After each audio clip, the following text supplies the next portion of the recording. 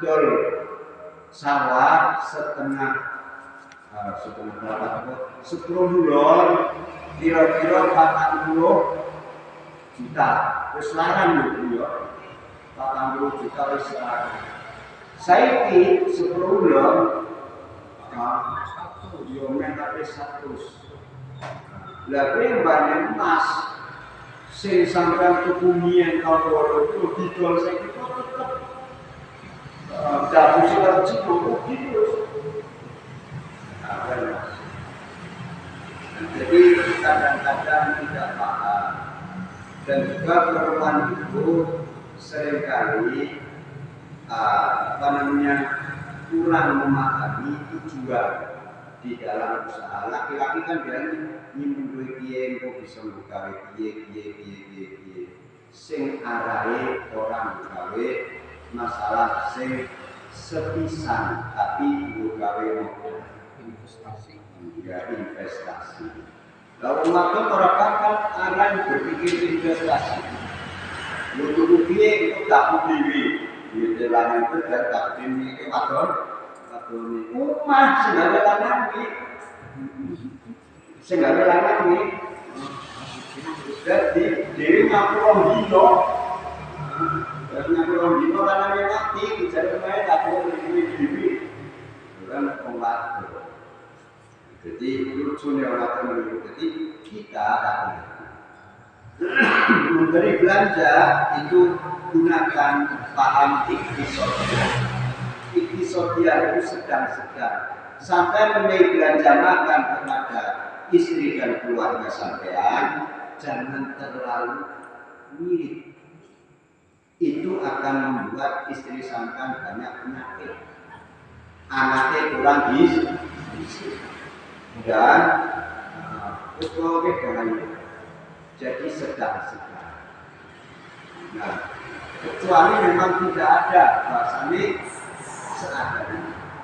Yang kedua, jangan terlalu berat. Itu akan mengakibatkan faktor. Giliran orang mau sampean, sampean kemana? Besok katanya lantaran itu dulu salah dulu. Horizontal ketika terjadi banyak isu. Kalau panen tetap belanjaannya sebagaimana tidak panen. Tapi yang nanti gunakan hal-hal yang walaupun seminggu sekali. Kalau di hadis berilah makan istri dan keluarga daging dalam 40 hari sekali. Saya daging sampean enggak 40 hari sekali. Dino kemana order langsung sini daging ayam kabeh terus ruang panganan sing enak saya jangan semua sing kemudian yang kedua, jika kau mengatur itu akan membuat separuh daripada kehidupan. Artinya apa? Ketika penataan benar, maka kamu akan mendapatkan setengah daripada kehidupan kalian sudah teratur dalam masalah itu. Mengatasi sisi baik, terus separuh bisa teratasi. Yang kedua, atawadu bilan nas bisul akli. Kasih sayang, belas kasih terwong, bisul akal. Separuhnya akal maksudnya sepenuhnya akal. Itu adalah kalau kita sayang kepada manusia dan juga punya ilmu. Jika orang tidak punya ilmu saja, punya cinta kasih sama manusia, sudah menjadi separuh akal. Maksudnya bagaimana separuh akal sudah menjadi setengah baik. Ketiga, husnul su'al, husnul ilmi. Kalau mau nanya, kalau mau minta sesuatu, itu pakai bahasa yang bagus, pakai situasi yang bagus. Itu separuh daripada ilmu. Ini Pak, namanya aplikator. Karena takoni wudhu itu jangan serobohan kabeh. Tapi bagaimana kalau orang itu wudhu itu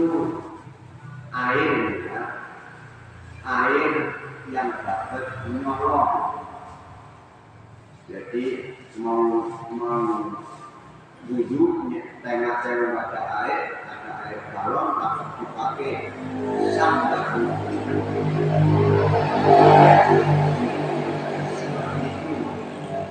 kemudian juga khusus al-misbul ini biasanya wong-wong tertentu ning ape takon ape jaluk kuwi cokan nganggo cara khusus supaya tidak kentang. Ini sekali daripada kita. Wa qala Nabi sallallahu alaihi wasallam al-amru wal afiyatu nikmatani mawjudun fi kathirin min fihi ma kana nas.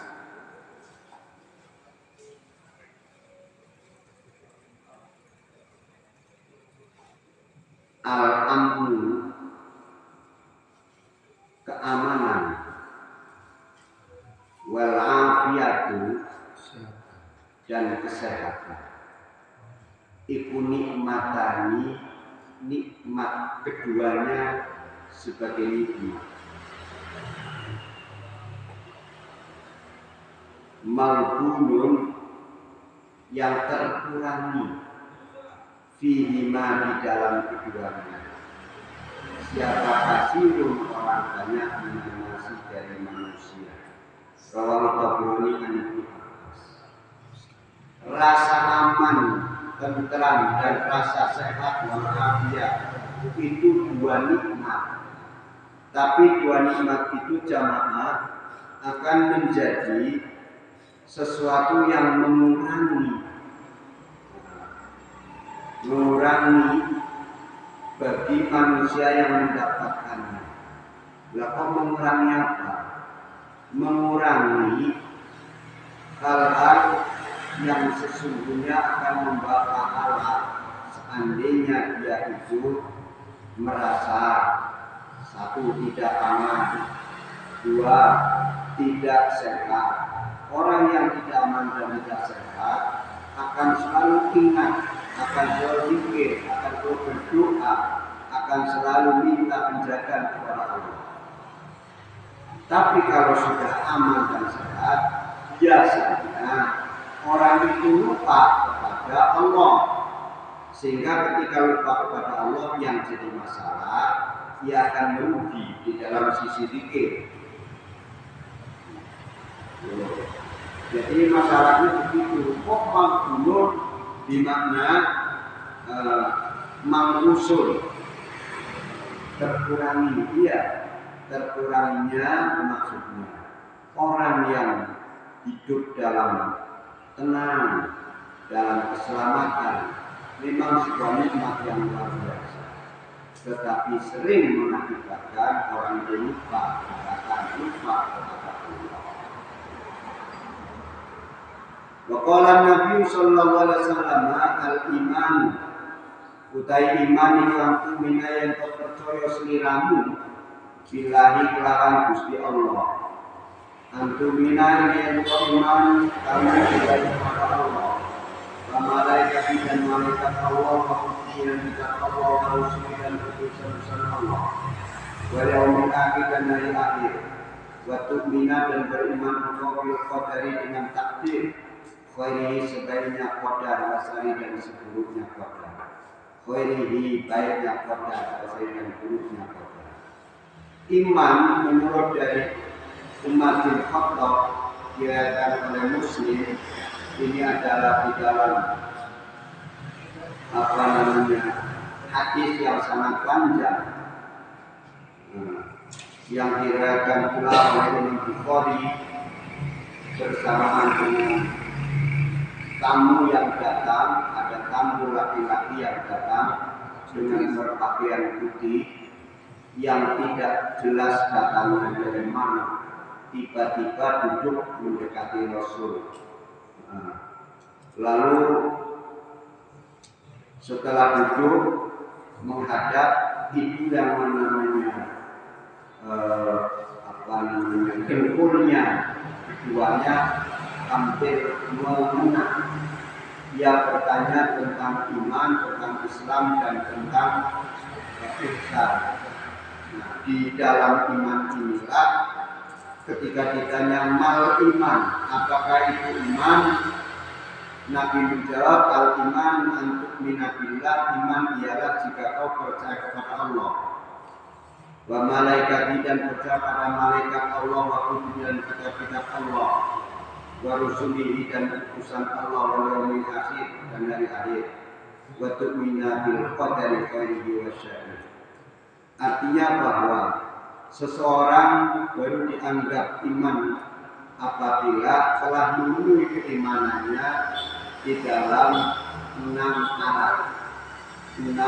masalah. Satu, iman kepada Sang Pencipta Allah Subhanahu wa Ta'ala. Yang kedua, iman kepada makhluk yang telah Allah ciptakan, yang tidak pernah berbuat maksiat, yaitu para malaikat. Malaikat itu ada. Nah, ini termasuk iman kepada makhluk yang gaib, yang tidak pernah dilihat oleh manusia, kecuali oleh Nabi saat-saat tertentu saja.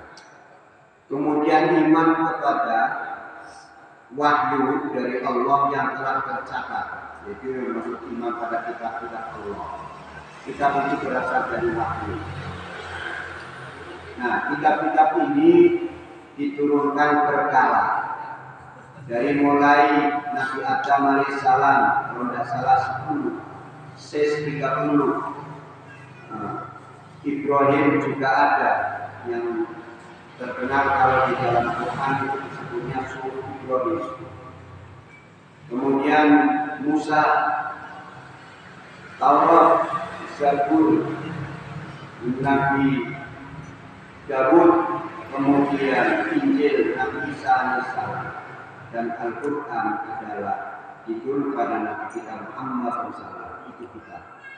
Serta kepada para rasul, iman kepada para rasul.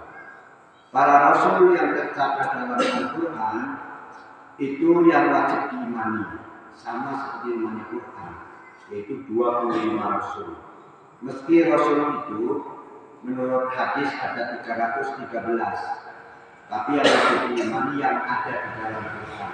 Yang tidak ada membingungkan mau iman bagaimana. Misalnya ada nabi yang bernama Hizkil, Daniel, kemudian nabi yang bernama Armia. Ya sulit kita untuk percaya karena memang tidak tersebut dalam Quran. Apalagi kalau tersebutnya dalam kitab-kitab dahulu seperti kitab Taurat dan Injil. Bingung kita. Sebab Nabi sendiri mengatakan ketika orang ahli kitab berkata, maka la tusaddiquhu wa la tukadzibuhu aw la tusaddiquhu wa la tukadzibuhu. Jangan kau benarkan ucapan mereka dan kau yakini. Dan jangan pula kau kemudian melakukan pendustaan, nggak percaya apa yang dikatakan oleh kita. Jadi mendustakan nggak boleh, percaya nggak boleh. Jadi bagaimana cara yang kita dengerin sambil berpikir kalau cocok dengan Quran iya benar, kalau tidak tidak. Kalau tidak ada di Quran dan tidak jelas benarnya, ya dilakukan. Dan kita tidak boleh percaya begitu saja. Nah, maka disinilah yang namanya Rasul itu yang diwajibkan diimani yang di dalam Quran. Adapun di dalam kitab lain seperti di Taurat itu kan ada namanya di Perjanjian Lama dan di Perjanjian Baru ada namanya Nabi Armia, Nabi Daniel, Nabi Hizkil dan seterusnya. Nah, itu kita boleh iman boleh tidak, karena tidak diwajibkan. Wal yaumil akhir maknanya bahwa iman pada hari akhir, iman terhadap akhirat, iman terhadap mulainya kiamat. Dan kiamat kita seringkali melihatnya ada dua sistem. Sistem pertama kiamat yang bersifat kecil, kiamat sughra, yaitu kematian seseorang. Orang mati itu memasuki arah kiamat tapi sendirian. Dan kiamat kubro saat alam semesta itu dihancurkan oleh Allah, saat di mana sangkakala pertama ditiupkan oleh malaikat Israfil. Wa idza nufikhal suri fa idza hum qamidun. Jadi ketika sangkakala ditiupkan, tiba-tiba makhluk yang hidup jatuh terjerembab. Itu kiamat besar. Dan kiamat itu diimani berikut dengan hal-hal yang ada di dalamnya, seperti hari kebangkitan, hari Ba'ats. Setelah hari Ba'ats itu kemudian hari Mahsyar, hari ditimbangnya amal, hari diterimanya catatan amal, hari memasuki Shiratal Mustaqim, hari di mana orang masuk neraka atau surga. Itu semua adalah wajib diimani. Yang di dalam Quran di akhiratil yuqinun, itu harus diyakini. Kemudian iman pada takdir. Ini segala sesuatu di muka bumi, baik yang bernyawa maupun tidak bernyawa, semua adalah ada pembatasan keberadaannya, pembatasan manfaatnya, pembatasan segala-galanya, termasuk pembatasan umur dari Allah Subhanahu wa Ta'ala. Dalam Al-Quran tersebutkan kullu syai'in indahu bimiqdar. Segala sesuatu di sisi Allah ada takarannya, ada ketentuannya. Jadi semua ditentukan. Sehingga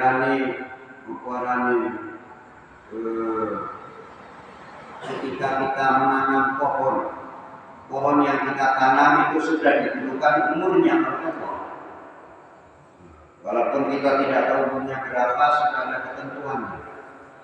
Kemudian buahnya sudah ditentukan, tingginya, kemudian jumlah daunnya, dan kapan daun itu akan jatuh, itu pun sudah ditentukan oleh Allah. Itu sudah seperti itu. Dan bagi yang punya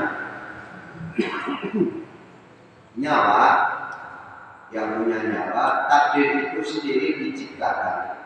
Berikut dengan hukum kauniyah, hukum sababiyah. Hukum sababi yang ada itu diterapkan sampai ke situ.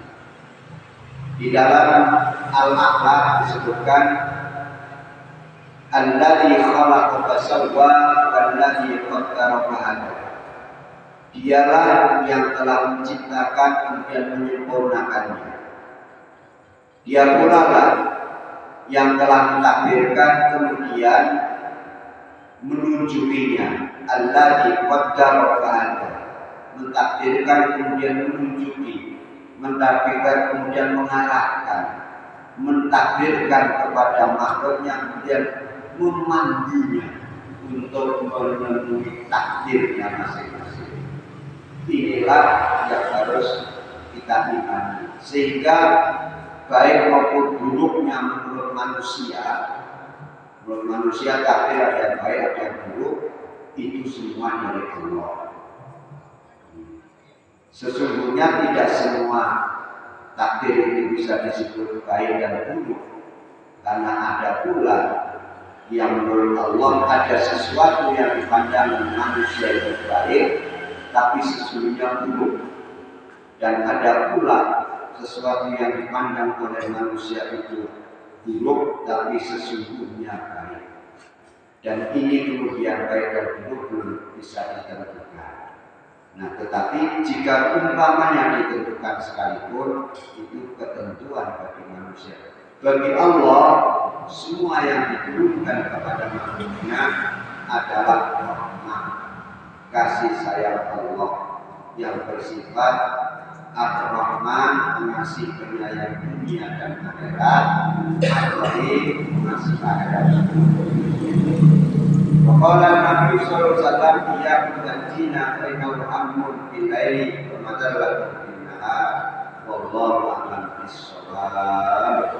لذلك على الفاتحة أعوذ بالله من الشيطان الرجيم بسم الله الرحمن الرحيم الحمد لله رب العالمين الرحمن الرحيم مالك يوم الدين إياك نعبد وإياك نستعين اهدنا الصراط المستقيم صراط الذين أنعمت عليهم غير المغضوب عليهم ولا الضالين اللهم صل على سيدنا محمد وعلى آل سيدنا محمد الحمد لله رب العالمين يا ربنا لك الحمد بما يسوي الجلال والشرف والجلال والسلطان اللهم ارنا الحق حقا وارزقنا اتباعه ومن الكافر كافر وارزقنا اجتنابه اللهم اصل مقاصدنا وفي جميع حاجاتنا ومن مرادنا ويسر امورنا وارزقنا توبه نصوحا وحسن الخاتمه وارزقنا صحه وعافيه وسلامه تامه وارزقنا علما نافعا وعملا صالحا